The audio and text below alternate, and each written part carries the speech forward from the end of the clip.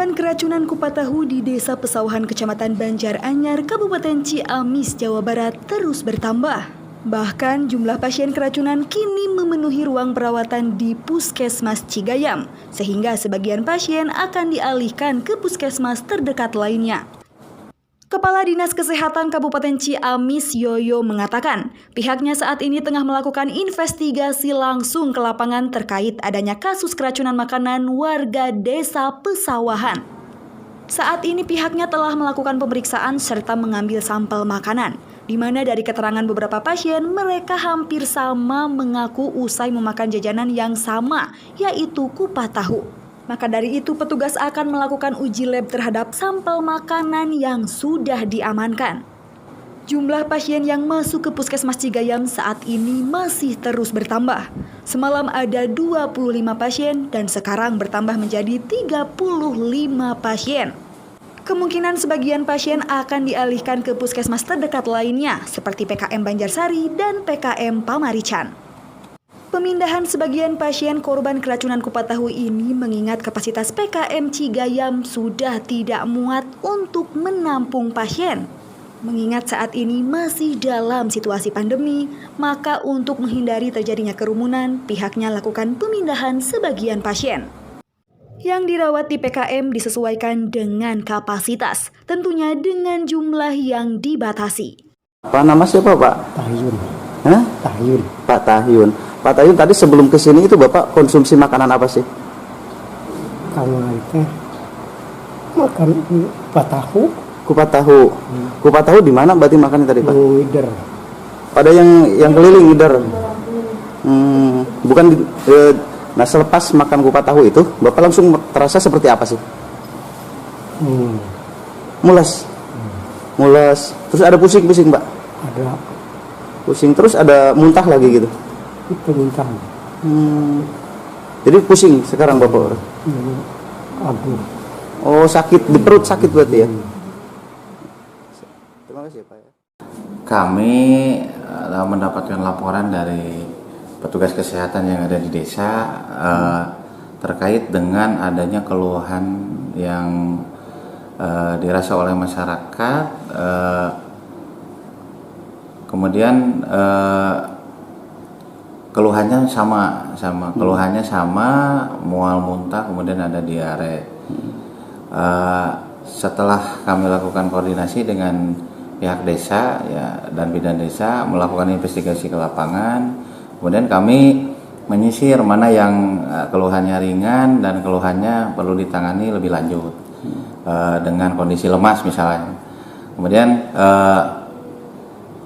dengan atas koordinasi tersebut, kemudian mereka yang mempunyai keluhan yang sama dibawa ke puskesmas,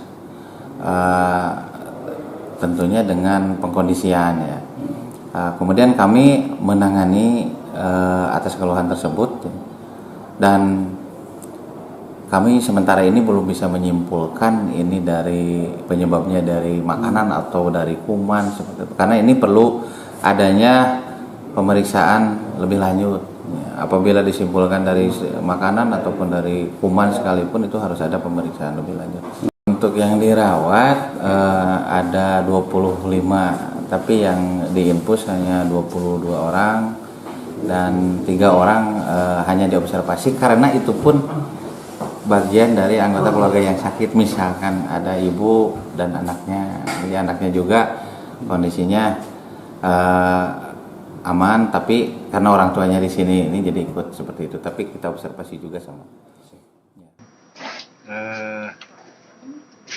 Dari pagi ya, 25 pas jam 10-an tambah 4, terus tadi kita ke lapangan ya. Ada beberapa pasien 3 atau 4 ya kalau nggak salah kita ambil karena medannya cukup berat, maka kita jemput gitu. Secara pasti belum kita ambil kesimpulan ya, tapi kalau kita wawancara dengan mereka yang terkena ya, ada makanan yang sama yang mereka makan ya, pada waktu kurang lebih sama ya, keluhannya juga munculnya sama. tapi kita belum mengambil kesimpulan ya, karena ada rentang waktu di mana mereka juga selain makanan itu juga ada beberapa makanan yang dimakan. Berarti untuk Dinas Kesehatan sendiri sudah mengambil sampel makanan? Ya, kita udah ngambil beberapa sampel makanan, termasuk air, termasuk juga kita kunjungi tempat pengolahan makanan yang di mana makanan itu merupakan kebanyakan yang dia makan apa gitu. Jadi kita telah datangi satu tim ya, datangi tempat pengolahan makanan, ngambil sampel air, tempat masaknya seperti apa. Nah, untuk kapasitas puskesmas sendiri sekarang ini sudah bisa dipastikan muat atau enggak sih Pak? Ya, kalau untuk situasi normal dengan jumlah kurang lebih 35 itu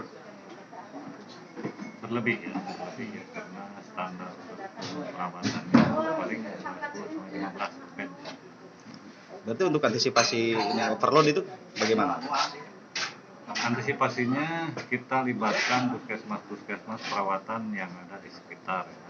Ya, tadi juga kami berkunjung ke puskesmas Banjarsari, ya, Banjarsari dan Pamarican untuk siap menerima pasien yang dari Banjaranyar ini. Di samping itu juga pertimbangannya kan sekarang masih pandemi ya, jadi kapasitas normal tentu akan berkurang gitu ya jumlahnya. Suherman, Harapan Rakyat, Ciamis.